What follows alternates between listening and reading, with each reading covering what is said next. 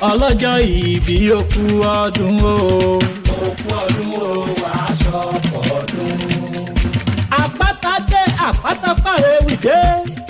ọmọdé lọ́wọ́ òkú ọdún. the flying officer adélọ́wọ́ olúwatìmílẹ́yìn Joseph. máa wọlé máa rọra olówó orí aya ire.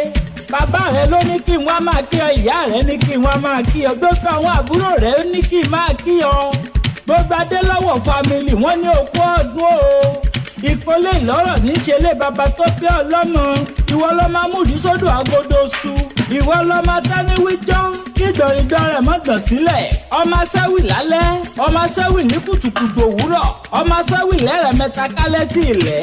ọmọ òwúwí ẹsẹ̀ mórí kíkàn nílé àbárẹ̀ òwúwí kó wá mẹ́sẹ̀ forí igi náà dẹni ẹbọra.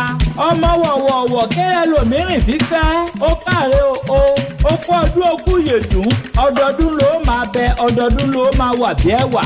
Happy birthday to you oh, and we all wish you long life and prosperity.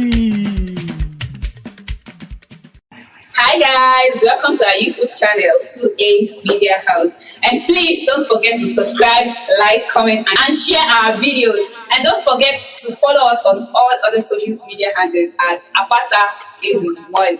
ROC. Love you all.